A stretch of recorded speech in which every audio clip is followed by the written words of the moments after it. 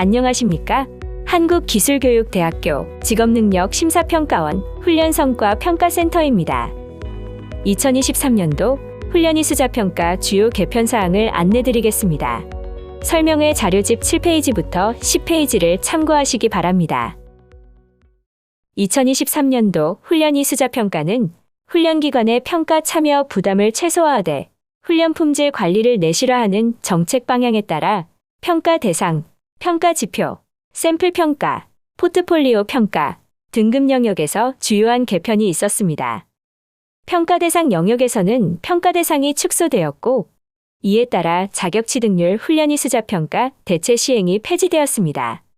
평가 지표 영역에서는 평가 항목 간소화 및 배점이 변경되었고, 훈련생 만족도 지표를 신설하였습니다. 샘플 평가 영역에서는 샘플 평가 배점 및 평가 인원 기준이 변경되었습니다. 포트폴리오 영역에서는 2022년도에 시범 실시되었던 비대면 포트폴리오 평가가 폐지되었습니다. 마지막으로 등급 영역에서는 최하위 등급 명칭이 최하위 D등급에서 F등급으로 변경되었습니다. 다음 장에서 개편 항목별로 자세히 안내드리겠습니다. 먼저 훈련이수자평가 의무 대상이 축소되었습니다. 기존에는 40시간 이상의 훈련 과정을 운영한 훈련기관이라면 NCS 소분류 및 국가기관 전략산업 직종별로 훈련이수자평가를 받아야 했으나 2023년도에는 국가기관 전략산업직종 훈련과정을 운영한 경우에 훈련이수자평가를 받으면 됩니다. 물론 국가기관 전략산업직종 훈련과정을 운영하지 않는 훈련기관이더라도 희망하는 경우 NCS 소분류 직종별 한 과정씩 평가 신청이 가능합니다. 국가기관 전략산업직종 훈련과정을 운영하는 기관은 2023년도 종료된 훈련과정을 기준으로 운영한 국가기관 전략산업직종수에 따라 평가 신청 과정수가 달라집니다.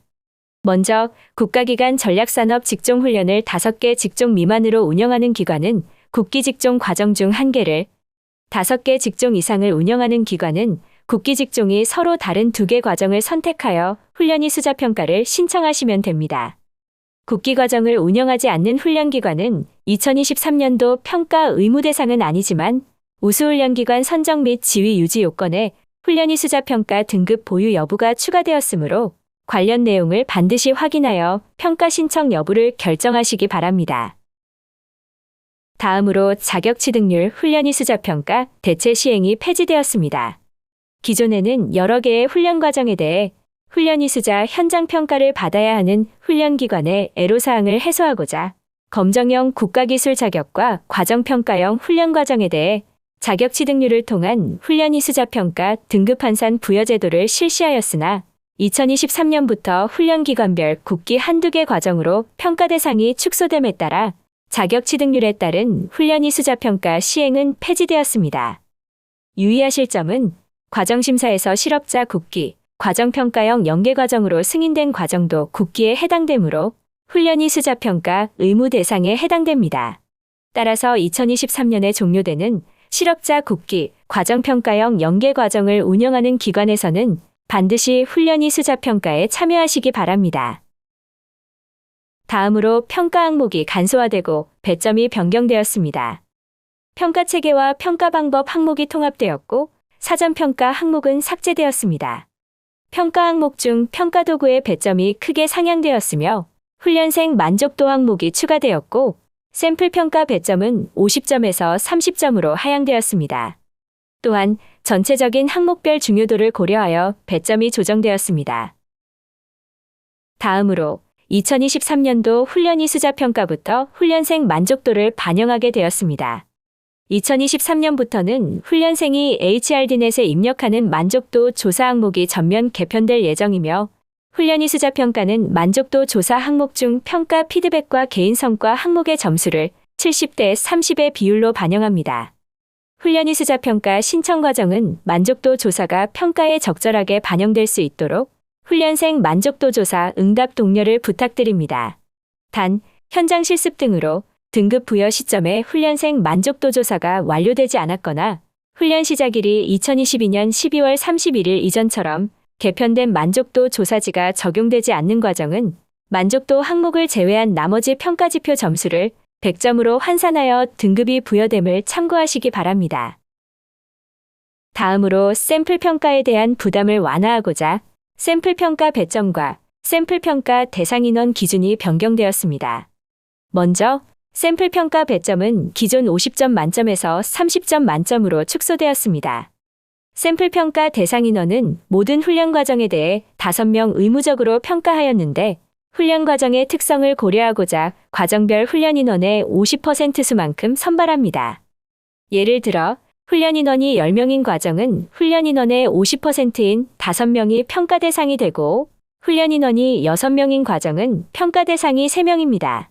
다만 최소 인원에 대한 기준이 있어 훈련 인원이 5명인 기관은 50%를 적용했을 때 2.5명, 즉 2명이 되지만 최소 인원 기준을 적용하여 3명이 평가 대상이 됩니다.